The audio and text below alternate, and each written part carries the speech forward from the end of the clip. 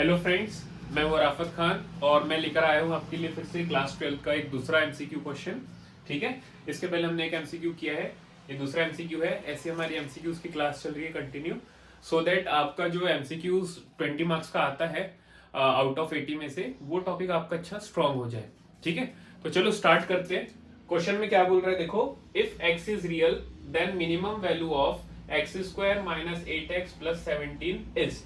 तो question read करने के बाद सबसे इंपॉर्टेंट है यहाँ पे कि आपको क्वेश्चन को समझना कौन से चैप्टर का है। तो यहाँ पे क्वेश्चन देखो, मिनिमम और मैक्सिमम की बात चल रही है। ठीक है, मिनिमम वैल्यू और मैक्सिमम वैल्यू अगर हम याद करें तो ये आता है एप्लीकेशन ऑफ डेरिवेटिव में। ठीक है, कौन से चैप्टर में आता है ये? एप्लीकेशन ऑफ डेरिवेटिव में। कोई भी क्वेश्चन आप रीड कर रहे हो तो आपको क्लियरली वहां पे समझ जाना चाहिए कि कौन से चैप्टर से, उसके कौन से टॉपिक से आया है। एप्लीकेशन ऑफ डेरिवेटिव में ये कहां से आता है? ये आता है मैक्सिमा एंड मिनिमा, ये वाला टॉपिक। ठीक है, अब इस टॉपिक में हम फंक्शन की मैक्सिमम और मिनिमम वैल्यू कैसे निकालते हैं वो स्टेप बाय स्टेप हम लोग समझेंगे। तो उसके लिए क्या करेंगे, सबसे पहले हम लोग इस पॉलिनोमियल को, क्वाड्रेटिक पॉलिनोमियल को कंसीडर कर लेंगे f of x. So f of x is equal to x square minus 8x plus 17। ठीक है, अब प्रोसीजर क्या होता है एक बार समझ लो।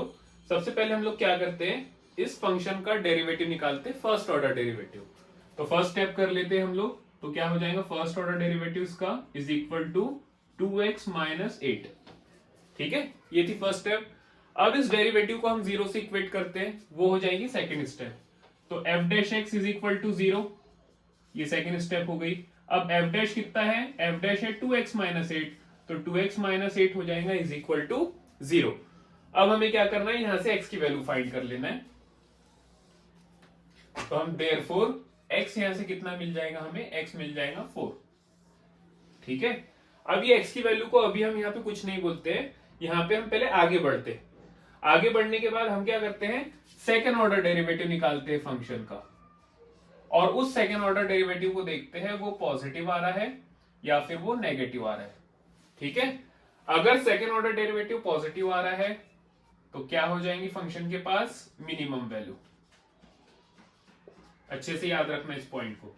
और अगर second order derivative less than 0 आ रहा है तो फंक्शन के पास कौन सी वैल्यू होंगी? Maximum value. उल्टा रहता है यहाँ पे, हाँ, लेस में मैक्सिमम, ग्रेटर में मिनिमम। ठीक है, बट ये वाले क्वेश्चन में उसने हमें डायरेक्ट मिनिमम वैल्यू निकालने बोला है, तो ये प्रोसीजर करने की हमें रिक्वायरमेंट नहीं है। ठीक है, ये आगे का जो प्रोसीजर है यहाँ पे हमें करने की रिक्वायरमेंट नहीं है, क्योंकि उसने डायरेक्ट मिनिमम वैल्यू बोला है। तो अब अगर ये प्रोसीजर नहीं करना है तो फिर हमें क्या करना पड़ेगा? तो इन जनरल जब हम क्वेश्चन सॉल्व करते हैं तो हम सेकेंड ऑर्डर डेरिवेटिव निकालने के बाद कंफर्म कर लेते हैं मिनिमम वैल्यू है कि मैक्सिमम है।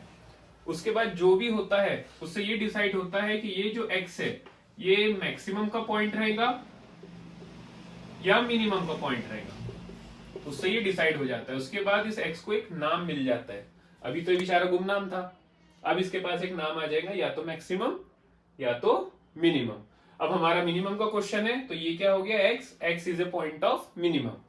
अब उसके बाद हम ये करते हैं कि इस पॉइंट को गिवन जो पॉलिनोमियल है, जो भी है, f of x is equal to x square minus 8x plus 17, यहाँ पे पुट कर देंगे।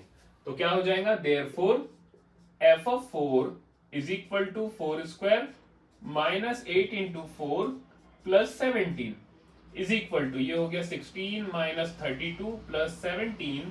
तो इसकी वैल्यू कितनी आ गई? इसकी वैल्यू आ गई 1।